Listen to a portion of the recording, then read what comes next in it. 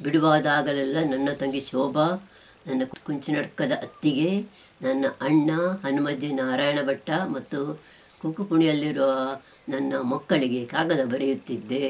ಅವರು ನನಗೆ ಆಗಾಗ ಕಾಗದ ಬರೆಯುತ್ತಿದ್ದರು. ಇಲ್ಲಿಗೆ ನಮ್ಮೂರಿನಿಂದ ಕಳುಹಿಸಿದ ಕಾಗದ ಸಿಗಲು 8 ದಿನ ಬೇಕಾಗುತ್ತಿತ್ತು.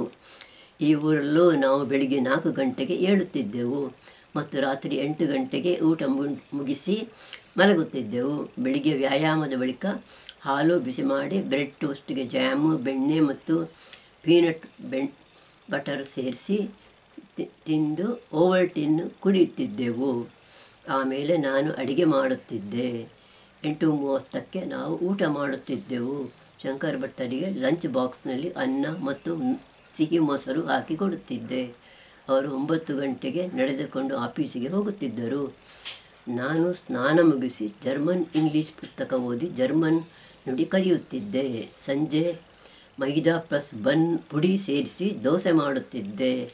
ಅಲ್ಲಿ ನಮಗೆ ಇಡೀ ಗೋಧಿ ಸಿಗುತ್ತಿರಲಿಲ್ಲ. ನಮ್ಮೂರಲ್ಲಿ ನಾನು ಪ್ರತಿ ದಿವಸ ಇಡೀ ಗೋಧಿ ರುಬ್ಬಿ ದೋಸೆ ಮಾಡುತ್ತಿದ್ದೆ. ನಾವು ಹೆಚ್ಚಾಗಿ ನಮ್ಮ ಮನೆಯ ಪಕ್ಕದಲ್ಲಿರುವ ಮಾರ್ಕೆಟ್ ಫ್ರೆಶ್ಗೆ ಹೋಗುತ್ತಿದ್ದೆವು. ಅದು 1 ಮಹಡಿ ಕಟ್ಟಡ. ಅದರ ಎರಡೂ ಬದಿ ಬಸ್ಸು ಮತ್ತು ಟ್ರಾಮುಗಳಿಗೆ ನಿಲುಗಡೆ ಇತ್ತು.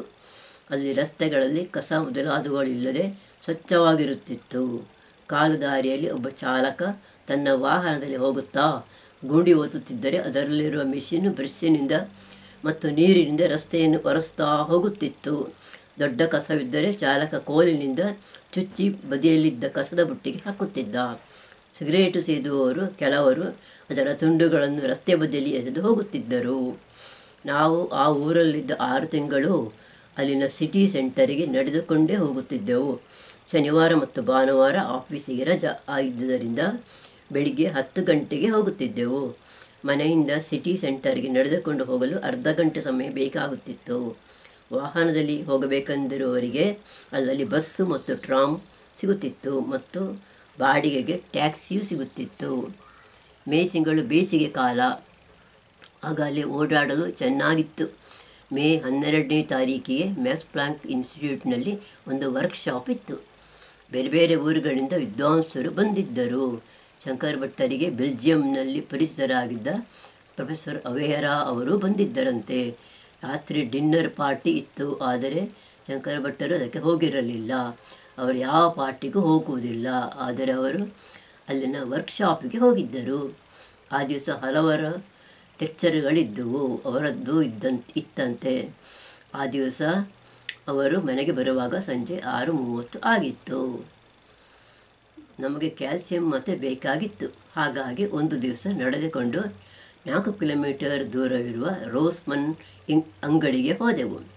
ನಾವು ಆ ಅಂಗಡಿಯಲ್ಲಿ ವಿಟಮಿನ್, ಕ್ಯಾಲ್ಸಿಯಂ ಎಂದು ಬರೆದಿದ್ದ ಶೆಲ್ಫ್ ಇರುವಲ್ಲಿಗೆ ಹೋಗಿ ನೋಡಿದೆವು. ಅಲ್ಲಿ ಕ್ಯಾಲ್ಸಿಯಂ ಎಂದು ಬರೆದಿರುವ ಒಂದು ಚಿಕ್ಕ ಡಬ್ಬ ಕಾಣಿಸಿತು. ಡಬ್ಬದ ಹೊರಗೆ ಅರ್ಧ ಕತ್ತರಿಸಿರುವ ನಿಂಬೆಹಣ್ಣಿನ ಚಿತ್ರ ಇತ್ತು. 1.2 DM ಅಂದರೆ 26 ರೂ ಕೊಟ್ಟು ಅದನ್ನು ಕೊಂಡುಕೊಂಡು ಮನೆಗೆ ಮರಳಿದೆವು. ನಾವು ಮೈಸೂರಲ್ಲಿ ಕ್ಯಾಲ್ಸಿಯಂ ಮಾತ್ರೆಯನ್ನು ಬಾಯಿಯಲ್ಲಿ ಹಾಕಿ ಚೀಪುವ ಹಾಗೆ ಶಂಕರ್ ಭಟ್ಟರು ಆ ಮಾತ್ರೆಗಳಲ್ಲಿ ಒಂದನ್ನು ಬಾಯಿಯಲ್ಲಿ ಹಾಕಿಕೊಂಡರು. ನಾಲಿಗೆ ಸುಟ್ಟಂತಾಗಿ ಅದರ ಕೂಡಲೇ ಉಗುಳಿದರು.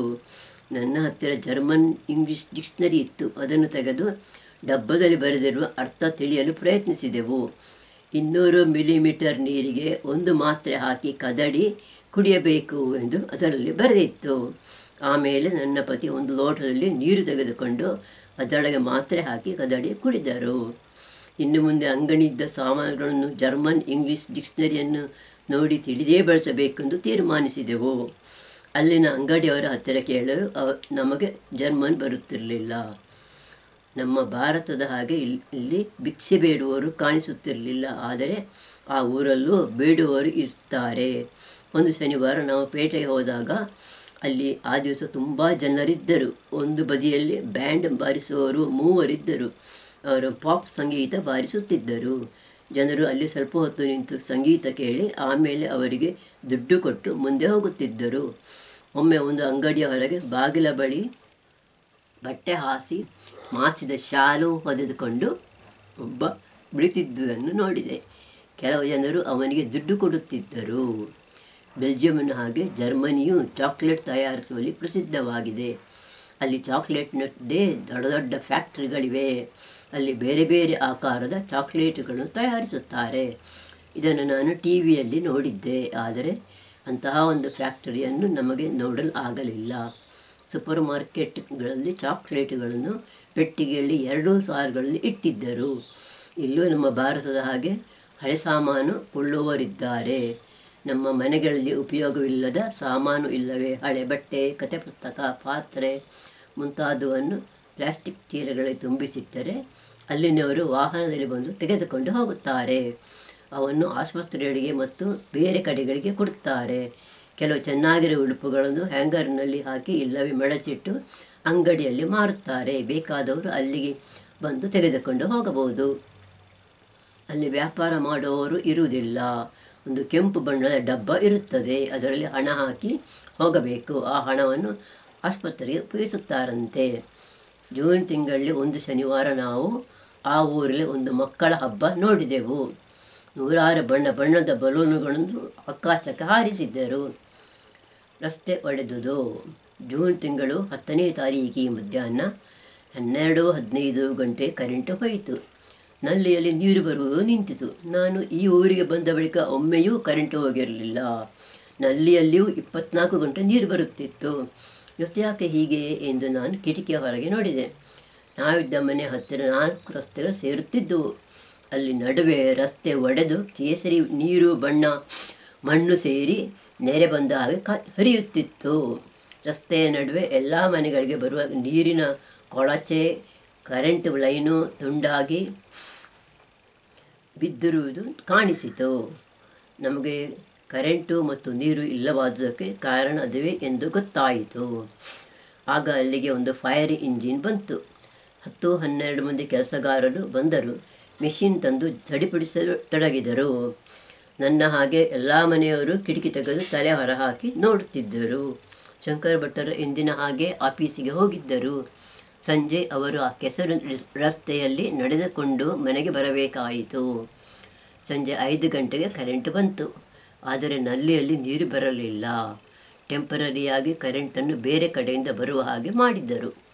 ನಮಗೆ ಆ ದಿವಸ ನೀರು ಸಿಗುವಾಗ ರಾತ್ರಿ 11 ಗಂಟೆಯಾಗಿತ್ತು. ಮಾರನೇ ದಿವಸ ನಾನು ಕಿಟಕಿಯಲ್ಲಿ ನೋಡಿದಾಗ ಆ ರಸ್ತೆಗೆ ವಾಹನ ಬಾರದಂತೆ ತಡೆಗೋಡೆ ಇಟ್ಟಿದ್ದರು. ಒಡೆದ ರಸ್ತೆಯೊಳಗೆ ಬೇರೆ ಬೇರೆ ರೀತಿಯ ಪೈಪುಗಳು, ವಯರ್ಗಳು ಇದ್ದುವು. ಇನ್ನು ಹೊಸ ನೀರಿನ ಕೊಳವೆ, ಕರೆಂಟು ವಯರ್ ಮೊದಲಾದವನ್ನು ಹಾಕಿ ರಸ್ತೆಯನ್ನು ಸರಿಪಡಿಸಿ ಡಾಮರ್ ಹಾಕಬೇಕಾಗಿತ್ತು. ಜೂನ್ 11ನೇ ತಾರೀಕಿಗೆ ನಾವು ಆ ದಿವಸದ ನ್ಯೂಸ್ ಪೇಪರ್ ಕೊಂಡುಕೊಂಡಿದ್ದೆವು. ಅದು ಜರ್ಮನ್ ನುಡಿಯಲ್ಲಿತ್ತು. ನನಗೆ ಹಿಂದಿನ ದಿವಸ ರಸ್ತೆ ಒಡೆದ ವಿಷಯ ತಿಳಿಯುವ ಕುತೂಹಲವಿತ್ತು. ಹಾಗಾಗಿ ಜರ್ಮನ್ ಇಂಗ್ಲಿಷ್ ಡಿಕ್ಷನರಿ ನೆರವಿನಿಂದ ಅದನ್ನು ಓದಿದೆ. ಆ ಪೇಪರ್ನಲ್ಲಿ ರಸ್ತೆ ಒಡೆದ ಚಿತ್ರವಿತ್ತು.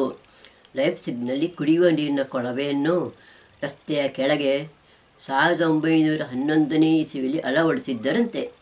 ಅದು ರಸ್ತೆ ಒಡೆದ ಚಿತ್ರದಲ್ಲಿ ಪೂರ್ತಿ ತುಕ್ಕು ಹಿಡಿದಂತೆ ಕಾಣಿಸುತ್ತಿತ್ತು. ಇನ್ನು ಹೊಸ ಕೊಳವೆ ಹಾಕಬೇಕಾಗಿತ್ತು. ಆ ಪೈಪು ರಸ್ತೆಯ ಅಡಿಯಲ್ಲಿ ತುಂಬ ಆಳದಲ್ಲಿದ್ದುದರಿಂದ ಅದರ ರಿಪೇರಿಗೆ ಹೆಚ್ಚು ಸಮಯ ಹಿಡಿಯಬಹುದೆಂದು ಬರೆಯಲಾಗಿತ್ತು. ಆ ರಸ್ತೆಯ ಎಲ್ಲ ಬದಿಗಳಲ್ಲೂ ಮನೆಗಳಿದ್ದವು. ಹಾಗಾಗಿ ಜನರಿಗೆ ಓಡಾಡುವುದಕ್ಕಾಗಿ ರಸ್ತೆಯ ನಡುವೆ ಹಲಿಗೆಗಳನ್ನು ಹಾಕಿದ್ದರು. ಬೆಳಗ್ಗೆ 7 ಗಂಟೆಯಿಂದ ರಾತ್ರಿ 10 ಗಂಟೆಯ ತನಕ ಕೆಲಸಗಾರರು ಅಲ್ಲಿ ಕೆಲಸ ಮಾಡುತ್ತಿದ್ದರು. ಅಲ್ಲಿ ಮನೆಯಂತಿರೋ ಒಂದು ಟ್ರೈಲರ್ ವಾಹನ ಇತ್ತು. ಅದರೊಳಗೆ ಅಡಿಗೆ ಕೋಣೆ, ಸ್ನಾನದ ಕೋಣೆ ಮೊದಲಾದವು ಇದ್ದವು. ಇದಲ್ಲದೆ ಪಕ್ಕದಲ್ಲಿ 10 ಮಹಡಿಯಷ್ಟು ಎತ್ತರವಾದ ಕ್ರೇನ್ ಮತ್ತು ಬುಲ್ಡೋಸರ್ಗಳಿದ್ದವು. ಈ ಸುದ್ದಿಯನ್ನು ನಾನು ಮಕ್ಕಳಿಗೆ ಕಾಗದದಲ್ಲಿ ಬರೆದಿದ್ದೆ. ಅಲ್ಲಿಂದ ಕಾಗದ ಬಂದಿತ್ತು. ನಾರಾಯಣ ಮತ್ತು ಮಾಲತಿ ಮಾಳತಟ್ಟು ತೋಟದಲ್ಲಿ ಕೆರೆ ತೋಡಿಸಿದ್ದರಂತೆ. ಅದರಲ್ಲಿ ನೀರು ಸಿಕ್ಕಿದ್ದರಿಂದ ಮಾಲತಿ ಆ ದಿವಸ ಶಾವಿಗೆ ಪಾಯಸ ಮಾಡಿ ಕೆಲಸದವರಿಗೆ ಕೊಟ್ಟಿದ್ದಳಂತೆ. ಜೂನ್ 18ನೇ ತಾರೀಕಿಗೆ ನಾವು ಅಲ್ಲಿನ ಒಂದು ಸೂಪರ್ ಮಾರ್ಕೆಟಿಗೆ ಹೋಗಿದ್ದೆವು. ಅಲ್ಲಿ ಚಳಿ ಕಡಿಮೆ ಆದುದರಿಂದ ನಮಗೆ ನಡೆದುಕೊಂಡು ಹೋಗಲು ಹವೆ ಚೆನ್ನಾಗಿತ್ತು. ಇದು ಸಮ್ಮರ್ ಮಾರ್ಕೆಟು. ಸಮ್ಮರ್ ಮಾರ್ಕೆಟ್ನ 1 ಎಕರೆ ಜಾಗದಲ್ಲಿ ಬಣ್ಣ ಬಣ್ಣದ ಹೂವಿನ ಗಿಡಗಳನ್ನು ಕುಂಡ, ಬಾಸ್ಕೆಟು ಮೊದಲಾದವುಗಳಲ್ಲಿಟ್ಟು ಮಾರಾಟ ಮಾಡುತ್ತಿದ್ದರು. ತರಕಾರಿ ಗಿಡ, ಬೀಜ ಮೊದಲಾದವನ್ನು ಮಾರುತ್ತಿದ್ದರು.